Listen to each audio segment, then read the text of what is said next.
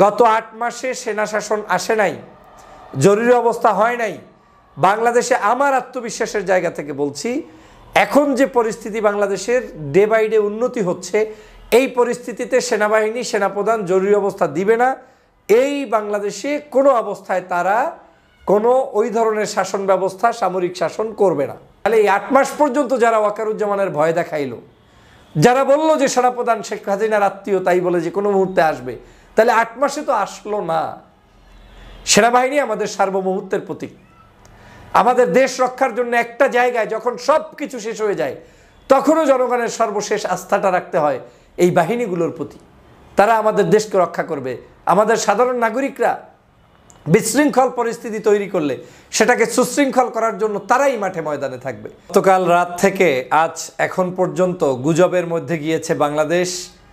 ঢাকা শহর সহ বাংলাদেশের বিভিন্ন প্রান্তে মানুষদেরকে স্বস্তিতে থাকতে দেয়নি এক ধরনের মানুষ নামের বর্তমান সময়ের অনলাইনের কিছু কাপুরুষ, যারা বাংলাদেশের মানুষ শান্তিতে থাকুক সেটা চায় না, বাংলাদেশের মানুষ পবিত্র রমজানটা সুন্দরভাবে কাটাক সেটা চায় না। রাতভর গুজবের মধ্য দিয়ে তারা প্রচার করেছে বাংলাদেশে যে কোনো মুহূর্তে জরুরি অবস্থা জারি হতে পারে, সেনাপ্রধান ক্ষমতা নিয়ে নিতে পারে, সেনাবাহিনীর ভিতরে বিদ্রোহ চলছে।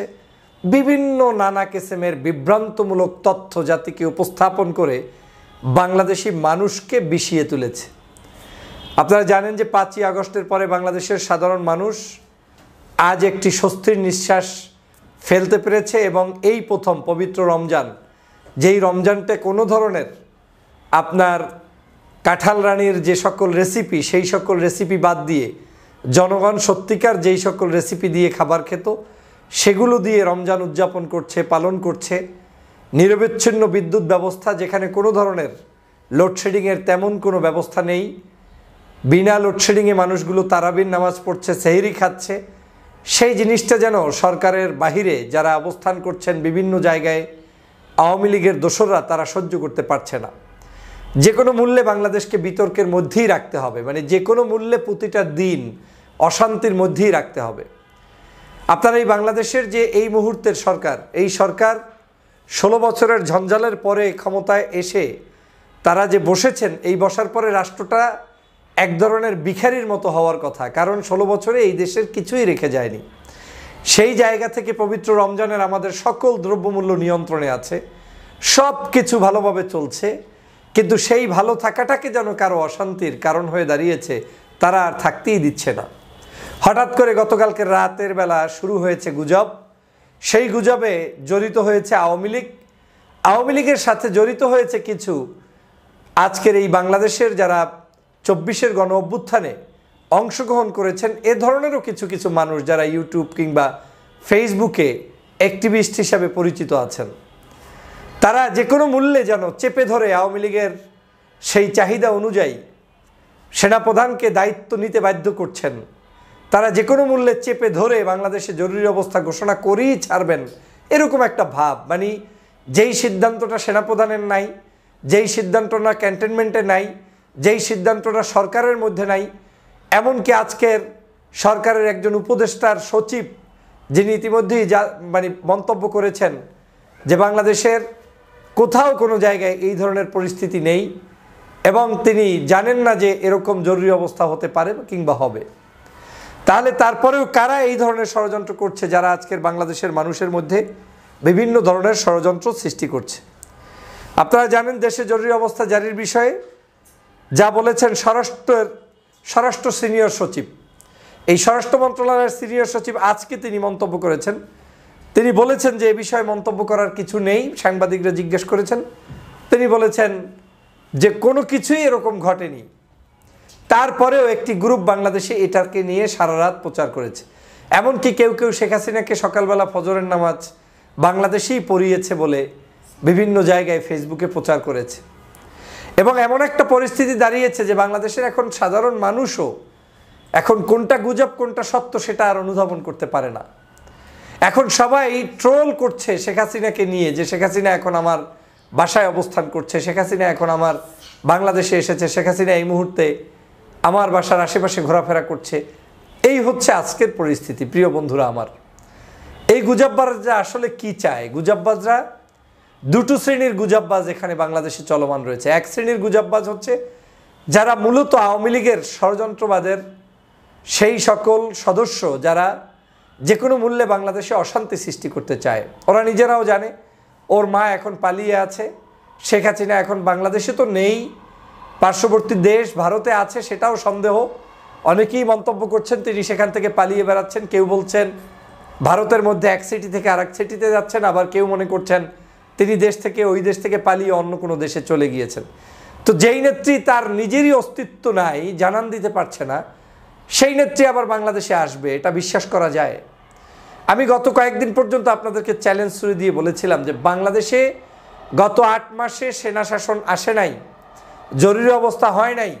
বাংলাদেশে আমার আত্মবিশ্বাসের জায়গা থেকে বলছি, এখন যে পরিস্থিতি বাংলাদেশের ডে বাই ডে উন্নতি হচ্ছে, এই পরিস্থিতিতে সেনাবাহিনী সেনাপ্রধান জরুরি অবস্থা দিবে না। এই বাংলাদেশে কোনো অবস্থায় তারা কোনো ওই ধরনের শাসন ব্যবস্থা, সামরিক শাসন করবে না। এর অনেকগুলো কারণ আছে। এই সেনাপ্রধান সেই সকল ঝামেলার মধ্যে যেতে চায় না। গণতন্ত্রের প্রতি শ্রদ্ধা রেখে 5ই আগস্ট শেখ হাসিনাকে বাংলাদেশ থেকে কৌশলে তাড়ানোর ব্যবস্থা করে দিয়েছেন, বাংলার মানুষকে মুক্ত করে দিয়েছেন। সেনাবাহিনীও আমাদের সাথে একজন যোদ্ধা এবং পার্ট অফ দিস, আমাদের এই মুভমেন্টের মধ্যে তিনিও একটা পার্ট। সেই জায়গা থেকে, আমার বিশ্বাসের জায়গা থেকে বলছি, তারা কখনোই নেবেন না। হ্যাঁ, তবে আমাদের মতো এই বাংলাদেশে আমরা যারা বলছি যে তারা নেবেন না, কিন্তু এই বিশ্বাসটা অবিশ্বাসে রূপান্তরিত হতে পারে তাদের মতো কিছু ব্যক্তিগোষ্ঠীর কারণে, যারা চেপে ধরে সেনাবাহিনী প্রধানকে যে কোনো মূল্যে ক্ষমতা নেওয়ার জন্য উৎসাহ প্রদান করছেন। সেনাবাহিনী বারবার বলছে নিব না, তারপরেও আপনি বলছেন নিবে। সেনাবাহিনী বারবার বলছে কোনো দুরভিসন্ধি নাই, তারপরেও আপনি বলছেন দুরভিসন্ধি আছে। এভাবে করে করে জেনারেল ওয়াকারুজ্জামানকে যদি কেউ ফাঁপিয়ে তুলে, ফাঁসিয়ে তুলে, কিংবা তাকে ক্ষিপ্ত করে তুলে, তখনকার পরিস্থিতি কি হবে সেটা নিয়ে আমার কোনো অগ্রিম মন্তব্য নেই। কিন্তু আমার ধারণা এখন পর্যন্ত সেই ধরনের সুযোগ পরিস্থিতি বাংলাদেশে হয়নি। তাহলে আপনারা কেনই বা ভাই সারা রাত গুজব করে, কেনই বা ভাই যে কোনো নিউজের কোনো আগামাতা না পেয়ে সাথে সাথে জাতির কাছে সেটাকে ভিউ ব্যবসার জন্য কিংবা ভিন্ন কোনো উদ্দেশ্যে আপনি সেটা প্রচার করে জনগণকে কেন বিভ্রান্ত করলেন? বাংলাদেশের অনেক মানুষ আছে যারা ইউটিউবে, ফেসবুকে আপনার ওই ভিডিওটা আগামী 1 দিন পরে, 2 দিন পরে, 10 দিন পরেও দেখবে। ওই লোকের কাছে ওই দিনই এটা নতুন, উনি ওই দিনই মনে করবে যে আজকে মনে হয় সেনা শাসন আসছে, অথচ এই ঘটনার যে কোনো সত্যতা নেই তা তো আজকের জাতি দেখতে পেলেন।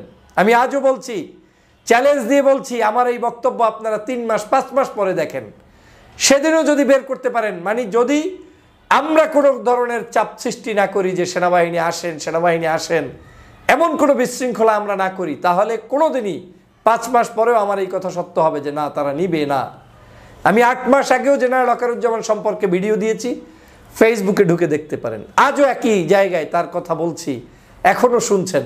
তাহলে এই 8 মাস পর্যন্ত যারা ওয়াকারুজ্জামানের ভয় দেখাইলো, যারা বললো যে সেনাপ্রধান শেখ হাসিনার আত্মীয় তাই বলে যে কোনো মুহূর্তে আসবে, তাহলে 8 মাসে তো আসলো না। সেনাবাহিনী আমাদের সার্বভৌমত্বের প্রতীক।